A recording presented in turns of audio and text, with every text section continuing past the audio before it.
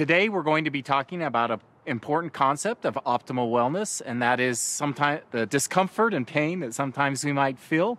But I'd like to put it in context of more of our philosophy of wellness that we have at doTERRA. As you know, we talk a lot about our doTERRA wellness lifestyle, and we focus on some primary habits or health habits that help us to have optimal health. And optimal health for us is more than simply being free of sickness.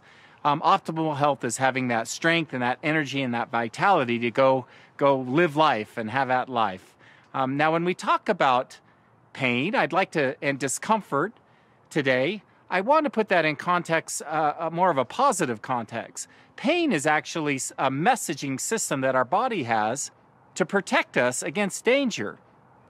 For example, if I put my hand on a hot pan on a stove, immediately my body's going to send me this message to my brain that says, take your hand off that pan. Okay, but discomfort and aches and pains aren't necessarily a bad thing in every situation.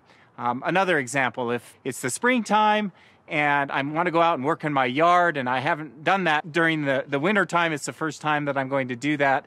And if I go work 12 hours working hard in my yard, the next morning when I wake up, I may wake up with some aches and pains. Well, that's my body telling me that perhaps I overdid it a little bit the day before. And again, that's a normal thing, and it's something that we live with, and it's something we should listen to when our body sends us those messages. So the question is, if our goal is to have optimal health, how can we manage that messaging system in such a way? How can we listen to those messages in such a way that we respond to those messages to help us have optimal health? And again, it starts with going back to those primary wellness activities of eating right, exercising, resting, managing stress, and reducing our toxic load. All right? So let's say I do wake up one morning after a hard day of yard work, and I do have that discomfort in my muscles and aches in my joints. So what can I do?